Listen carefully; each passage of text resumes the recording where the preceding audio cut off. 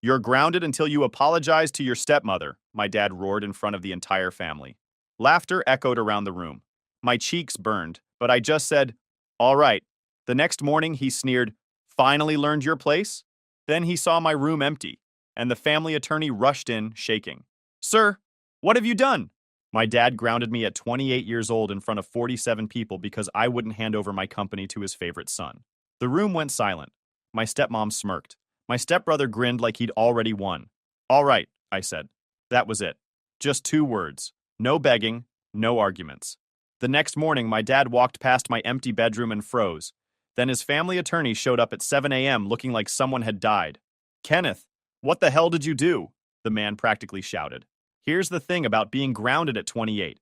It's humiliating. It's degrading.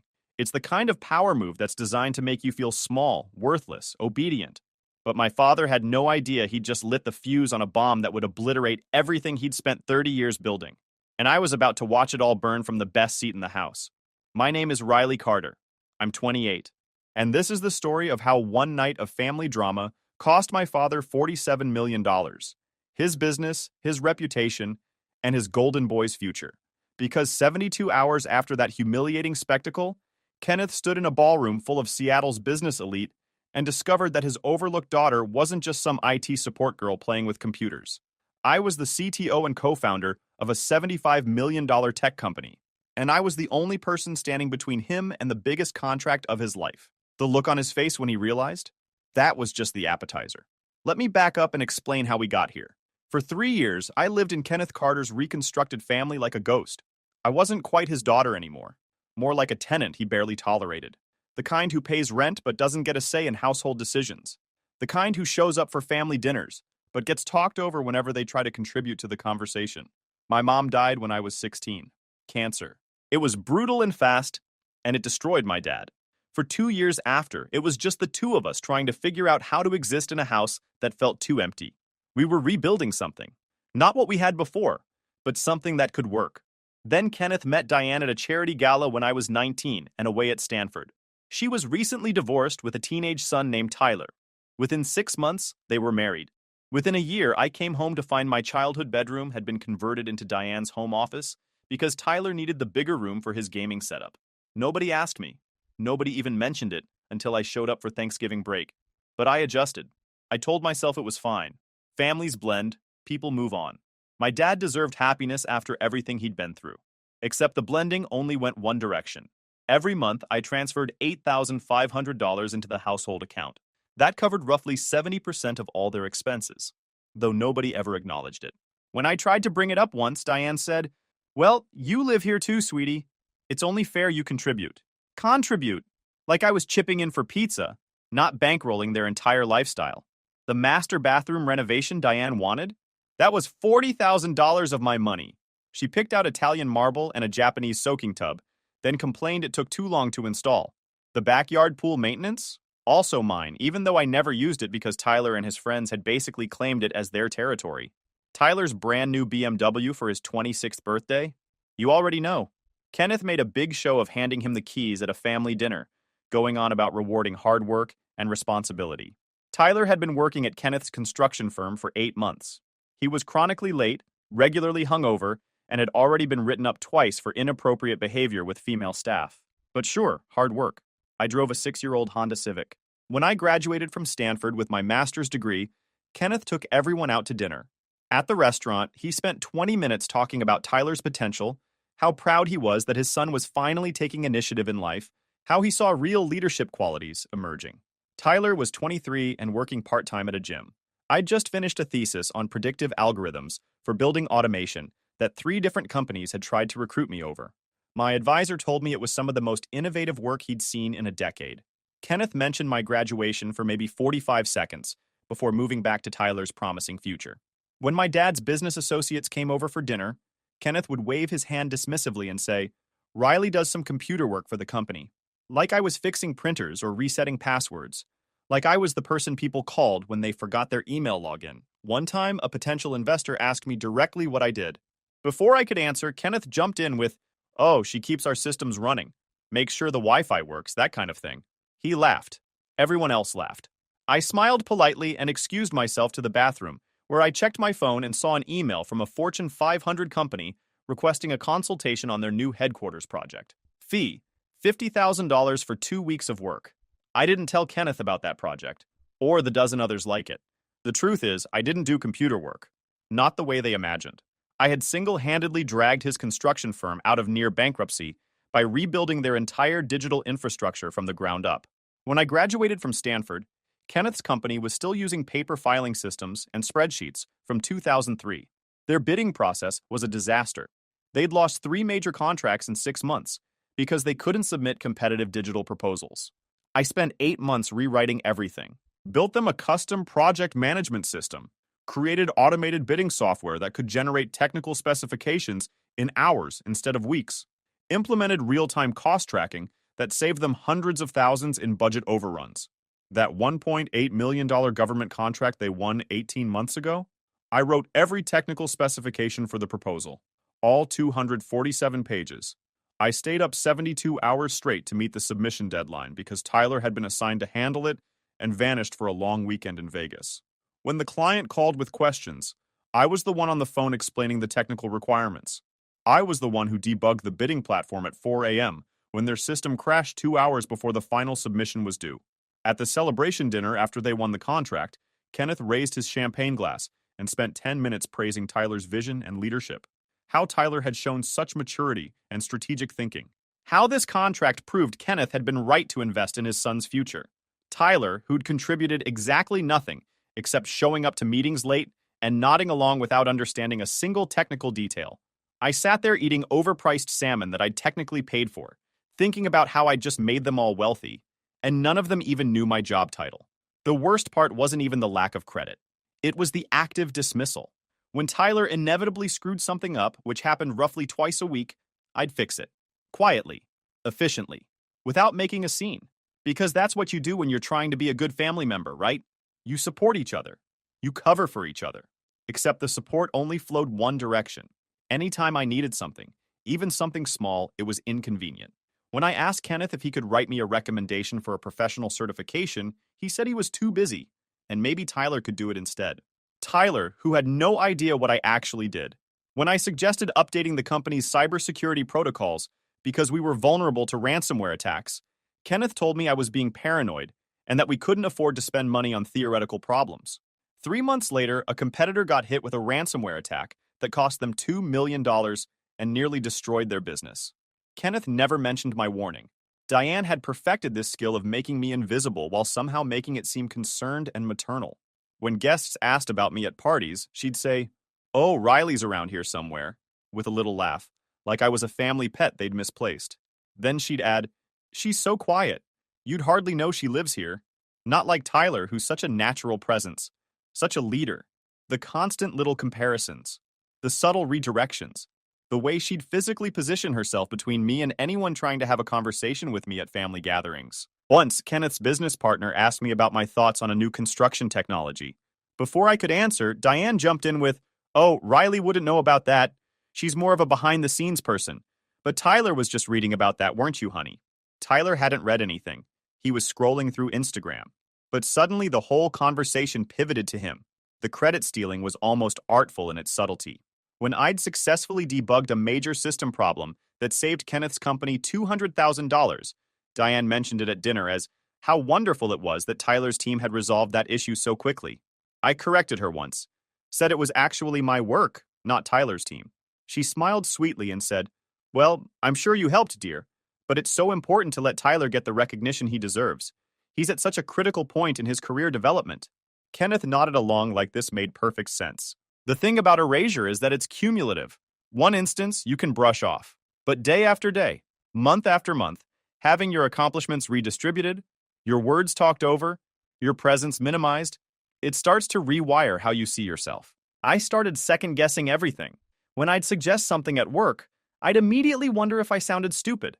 When I'd completed a difficult project, I'd downplay it before anyone else could. I made myself smaller and smaller, trying to take up less space, cause less friction, be less of an inconvenience to Kenneth's perfect new family. And Diane noticed. Of course she noticed. That was the point. "You're so accommodating, Riley," she'd say with false warmth. "So understanding. That's such a valuable quality in a woman. Translation: stay quiet, stay small. Don't challenge the narrative we've built. The worst part was watching Kenneth buy into it completely. This was a man who'd raised me, who'd taught me to ride a bike and helped me with calculus homework, who told me I could do anything I set my mind to. But somewhere along the way, he'd decided that supporting his new wife's son was more important than seeing his own daughter. At Tyler's 25th birthday party, Kenneth gave a toast about how proud he was of the man Tyler was becoming, how excited he was to see Tyler take on more responsibility in the family business, how he knew Tyler would carry on the Carter legacy. I was sitting right there, the person who'd actually been carrying the business on my back for 2 years. Nobody toasted me. Nobody mentioned me. I might as well have been furniture. Here's what they didn't know, though. What none of them had bothered to discover, because they were too busy writing me off. I made way more money than any of them realized. Way more than Kenneth, actually, though that gap had been widening for the past 2 years. My official salary from Kenneth's firm was $65,000. Modest but respectable for Seattle. Just enough to justify my contributions to their household without raising too many questions. But the consulting work I did on weekends? The side projects they thought were just me playing with computers in my room? Those had quietly built something they couldn't begin to imagine. When I was at Stanford, I'd met a professor named Robert Hayes. He was teaching a seminar on smart building technology and artificial intelligence integration. The guy was brilliant, but couldn't get funding because investors didn't understand the practical applications. They saw it as too theoretical, too far out, not marketable. I saw the gold mine. We started working together my junior year. By the time I graduated, we'd developed 3 patents for building automation systems that could predict maintenance issues before they happened, optimize energy usage in real time, and integrate with construction management software to reduce costs by up to 30%. Robert left academia and moved into the private sector. He became CEO of what would eventually become Apex Holdings, one of the fastest-growing construction development firms in the Pacific Northwest, and I became his secret weapon. Every weekend, while Kenneth and Diane and Tyler thought I was fixing computers or doing network maintenance or whatever they imagined I did, I was actually working with Robert and a team of engineers I'd assembled. We were building something revolutionary. Vertex Systems started as just the 2 of us working out of a shared office space in Pioneer Square. Within 6 months, we had our first major client. Within a year, we had 7 employees and $2 million in contracts. Within 2 years, we had 47 employees, an office in the Columbia Center, and we were fielding acquisition offers we kept turning down because we knew we could build something bigger. The company specialized in smart building technology, automated systems for construction sites that could monitor everything from concrete temperature to equipment maintenance schedules, real-time monitoring systems that could predict structural issues before they became catastrophic, energy optimization algorithms that could reduce operating costs by hundreds of thousands annually for large commercial buildings. We had 14 patents, exclusive contracts with 6 of the 10 largest construction firms in Washington, partnership agreements with 3 international development companies. I had a reserved parking spot in the financial district, an office with my name on the door, and floor-to-ceiling windows that overlooked Elliott Bay. On clear days, I could see the Olympic Mountains from my desk. My assistant sat in the outer office and managed my schedule. My team of 47 people worked 3 floors below me, and every single one of them knew exactly who I was and what I'd built. Robert Hayes, CEO of Apex Holdings, had my direct number. We talked 3 times a week. He flew me to conferences in San Francisco and New York. He introduced me to executives and investors as one of the brightest minds in construction technology he'd ever worked with. Kenneth thought Robert was that guy from Riley's old job who calls sometimes. Every morning, I'd leave the house in business casual clothes, deliberately downplaying how I dressed so I wouldn't raise questions. Diane once commented that I should dress more professionally if I wanted people to take me seriously, apparently unaware that I regularly sat across from people who managed billion-dollar real estate portfolios. I'd drive my 6-year-old Honda Civic to the Columbia Center, park in my reserved spot, take the elevator to the 22nd floor, and step into an office where my title read Riley Carter, Chief Technology Officer and co-founder. Then I'd spend 8 hours managing multi-million-dollar contracts, reviewing patent applications, consulting with engineering teams, and negotiating deals that would make Kenneth's biggest contracts look like rounding errors. At 5 p.m., I'd drive back to Kenneth's house, change into comfortable clothes, and sit through dinner where Diane would ask how my little tech job was going, and Kenneth would nod absent-mindedly while Tyler talked about whatever minor task he'd managed to not completely screw up that day. Nobody asked where exactly I worked. Nobody questioned why I had business cards I never left lying around. Nobody wondered why I sometimes took calls in my car before coming inside because the people on the other end were discussing deals worth tens of millions of dollars. They didn't ask because they didn't care. I was the quiet daughter who helped with computers. That was my role. That was all they needed me to be. The irony was beautiful in its way. Kenneth spent years trying to build connections in Seattle's construction industry, trying to get his foot in the door with major developers, trying to prove his company was capable of handling large-scale projects. Meanwhile, I was sitting at dinner tables with the people making those decisions. I was in the rooms where contracts were negotiated. I had relationships with executives who could make or break construction firms with a single phone call. And Kenneth had no idea. Vertex Systems was valued at approximately $75 million. My personal net worth was somewhere north of $12 million, most of it tied up in company equity and investments. I'd paid off my student loans 3 months after graduating. I had a retirement account that was already better funded than most people's after 30 years of work. I owned a small rental property in Fremont that generated passive income. And I was still transferring $8,500 a month to Kenneth's household account because it was easier than explaining where my money actually came from. My lawyer, Jessica Ross, had been telling me for 2 years that I needed to establish firmer boundaries, that I needed to move out, stop bankrolling their lifestyle, maybe even tell Kenneth the truth about what I'd built. I kept putting it off, telling myself that family was complicated, that Kenneth had been through a lot with Mom's death, that maybe if I just kept being the good daughter, eventually he'd see me. Looking back, I realized I was scared. Not of Kenneth's reaction to the truth, but of what the truth would prove. That he'd had a successful, accomplished daughter right in front of him this whole time, and he'd chosen not to see her because it didn't fit the family narrative he wanted. Sometimes we avoid truths, because we know once they're out, we can't go back to pretending. The breaking point started with a $2 million disaster entirely of Tyler's making. He'd promised a client impossible delivery dates without consulting anyone on the team. Then, he disappeared to Cabo for 5 days with his buddies, while the deadline imploded. When the client threatened to sue, guess who got the blame? "This is your fault, Riley," Kenneth announced at dinner, his face red. "You should have been supervising him. Tyler's still learning the business." I set down my fork. "He's 26, Dad, and I wasn't even assigned to that project." Diane's voice cut in, smooth as silk. "Don't make excuses, sweetie. Family supports family. Tyler was counting on you to have his back." The audacity was breathtaking. That evening, I got an email from Thornton Development. They hadn't just complained about Tyler. They'd specifically requested to work with me going forward. The email praised my exceptional problem-solving and professional integrity in cleaning up Tyler's mess. They wanted to expand their contract, but only if I personally managed it. I forwarded it to Kenneth immediately, hoping maybe this time he'd see me. 20 minutes later, Diane knocked on my bedroom door. "Delete that email," she said flatly. "It's addressed to me," I replied. "Doesn't matter," she said, examining her nails. The ones from the $300 manicure I'd paid for last week. "Tyler needs this win for his resume. Your father agrees. The email never happened." I watched her leave, then forwarded the email to my personal account, then to my lawyer, Jessica Ross, with a note. Document number 1.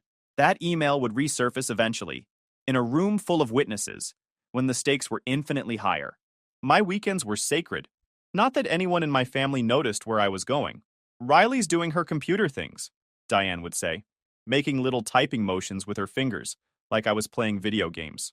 If they'd bothered to track my location, they'd have found me 22 floors up in the Columbia Center, in an office with my name on the door. Not Riley Carter, IT support.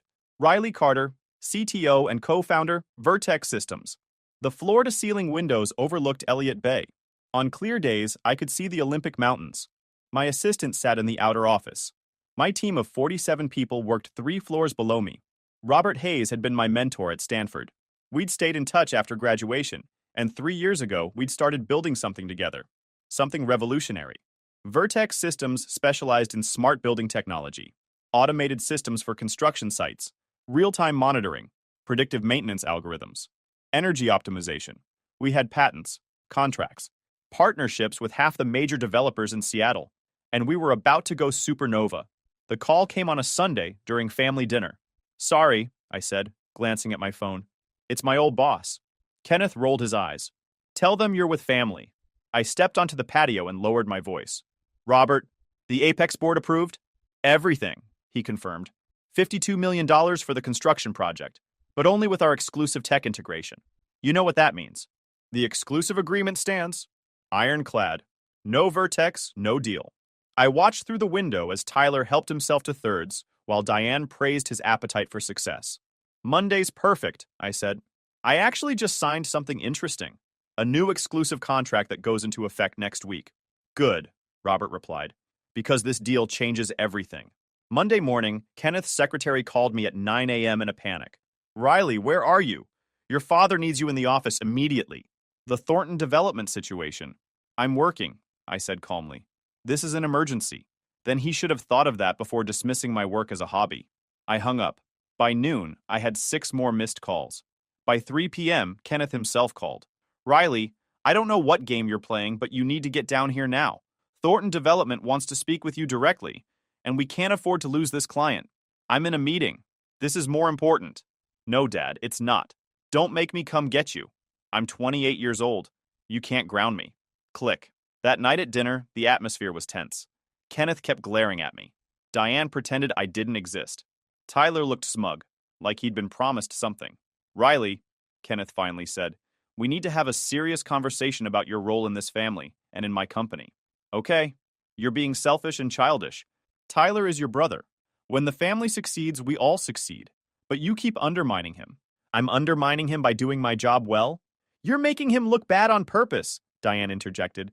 I'm making him look exactly like what he is. Kenneth's fist hit the table. That's enough. You will respect your brother. You will respect this family, and you will start acting like a team player, or there will be consequences. What kind of consequences? I asked calmly. You're living under my roof. Don't forget that. I'm paying 70% of the bills. Don't forget that. The room went silent. Kenneth's birthday party was 3 weeks later. Diane had gone all out, pulling out every stop like this was some kind of corporate gala instead of a 58th birthday. Catered dinner from that overpriced Italian place downtown. A live jazz band. Ice sculptures. An open bar. 47 guests, including business associates, extended family, and half of Kenneth's country club friends. The whole thing probably cost $15,000. Money that ultimately came from the household account. Which meant I'd paid for roughly $10,500 of my own humiliation. I showed up because not showing up would have caused more drama, and I was trying to pick my battles. I wore a simple black dress, nothing fancy, and positioned myself near the edges of the room. Made small talk with my Aunt Carol, who at least remembered I existed, and asked about my work in vague, polite terms. Chatted briefly with one of Kenneth's business partners, who thought I was Kenneth's administrative assistant, and asked me to get him another drink. I didn't correct him, just gestured to the actual waitstaff and moved away. Tyler was holding court near the center of the room, drink in hand, telling some story that involved lots of hand gestures and apparently hilarious punchlines based on the laughter. Diane stood nearby, beaming like a pageant mom watching her kid win first place. Kenneth moved through the crowd, accepting congratulations and well wishes, looking completely in his element. This was his world. These were his people. His success made visible and celebrated. I was just the daughter in the corner who nobody quite knew how to place. Around 9 p.m., Tyler cornered me near the bar. He had that loose, confident look that meant he'd had 3 drinks and thought he was invincible. Dad wants to talk to you, he said with that stupid grin that made me want to dump my drink on his head. About what? Just come on. He's waiting in the den. I followed him through the house, past clusters of guests, into Kenneth's private den. The room where he conducted business, made important phone calls, signed contracts. Bringing me here during the party meant this wasn't casual. Kenneth and Diane were waiting.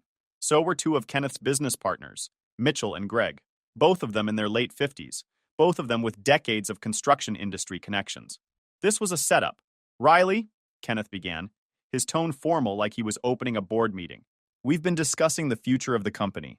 Tyler has shown tremendous promise over the past year, and we believe it's time for him to take on significantly more responsibility. Okay, I said neutrally. His growth has been impressive, Mitchell added. Kenneth's done an excellent job mentoring him. I said nothing. Tyler hadn't grown. He'd failed upward repeatedly while I cleaned up his messes. We want you to help facilitate his next phase of development, Kenneth continued. Train him properly. Give him access to your projects and contacts. Help him build the kind of professional network that will serve him well as he takes on a leadership role. My projects and contacts from my weekend computer things? I asked, keeping my voice even. Kenneth's jaw tightened. Don't be difficult, Riley. You know what I mean. I actually don't. I'm asking what projects you're referring to, since you've consistently made it clear my work is just a hobby. Something I do to keep busy. The consulting work, Diane interjected smoothly. We know you've been doing projects on the side. Tyler needs those connections for his career development. In this family, we share opportunities. We lift each other up. There it was. They'd figured out I had side work. They didn't know what, didn't know how much, but they knew it existed. And like everything else I'd built, they wanted to take it and give it to Tyler. They wanted my clients, my relationships, my reputation, everything I'd worked for, handed over like it was community property. No, I said simply. The word landed like a brick through a window. Excuse me? Kenneth's voice rose. What did you just say? I said no. Those are my projects, my clients, my work. I'm not handing them over. Everything you've built, you built using our resources, Kenneth said, his face reddening. Our roof over your head, our support, the opportunities this family provided. You don't get to act like it's all yours. Your roof that I pay 70% of the expenses for? That roof? That's not the point, Riley, and you know it. Then what is the point, Dad? The point is that you're being selfish and short-sighted. Tyler is your brother. He deserves the same opportunities you've had. When this family succeeds, we all succeed. But you keep hoarding everything for yourself. And frankly, it's beneath you. Mitchell nodded along. Family businesses work best when everyone contributes their strengths. I've been contributing my strengths, I said, for 3 years. Tyler's been taking credit for them. That's not fair. Tyler jumped in, his voice defensive. I've been working hard. Really? Tell me about the Thornton development project. What technical specifications did you write? Tyler's face went blank. I managed the client relationship. By disappearing to Mexico and nearly costing us $2 million? Enough, Diane snapped. This is exactly the kind of attitude that's causing problems. You're creating division instead of supporting your brother. He has the same opportunities I've had, I said. He just doesn't have the same work ethic or competence. Diane gasped like I'd physically struck her. Tyler's face went red with anger and embarrassment. Kenneth stood up from behind his desk, his voice turning cold and authoritative. Here's what's going to happen, Riley. You're going to hand over your client list to Tyler by the end of this week. You're going to introduce him to your contacts personally. You're going to teach him everything he needs to know to manage those relationships. And you're going to start acting like a member of this family. Or you can find somewhere else to live. Is that your final word? I asked. It is. Then I'll be out by tomorrow. I turned to leave, but Kenneth's voice stopped me. Not so fast. I looked back. Your attitude tonight has been disrespectful and embarrassing, he said, his voice carrying the kind of authority he used with employees he was about to fire. You've been openly hostile to your stepmother, dismissive of your brother, and insubordinate to me. In front of my business associates. During my birthday celebration, I looked at Diane, who was watching me with that calculating expression, like she was mentally tallying up every slight she could claim. For what? I asked. For your behavior tonight. For making Diane uncomfortable in her own home. For creating a hostile environment during what should have been a joyous family occasion. I'm not apologizing for having boundaries. Then you're grounded until you do. The words hung in the air like a grenade with the pin pulled. Mitchell and Greg exchanged uncomfortable glances. Through the doorway, I could see other guests starting to notice that something was happening. The voices in the den rising above the ambient party noise. You're grounding me? I asked slowly, making sure I'd heard correctly. Until you learn respect and how to properly behave as part of this family. Yes, I could have argued. Could have pointed out the absurdity. Could have explained right there, in front of Mitchell and Greg, exactly who I was and what I'd built, and how utterly foolish Kenneth was being. Instead, I smiled. I could have argued. Could have explained everything right there. Could have told him about Vertex Systems, about my actual net worth, about the fact that I was 3 days away from the biggest deal of my life. Instead, I smiled. All right. I walked out of the den, grabbed my coat from the front closet, walked past 47 confused guests without explaining anything, and left. The next morning, Kenneth came to check on me. To gloat, probably. To make sure his punishment had landed. He found my room empty. Closet cleared. Desk cleaned out. Even the furniture I'd bought myself was gone. His family attorney showed up an hour later after I'd texted him the situation. The man nearly had a stroke. Kenneth, what did you do? I grounded her. She was being disrespectful. You do realize she's been paying most of your household expenses for 3 years? That was her contribution to the family. That was 70% of your lifestyle.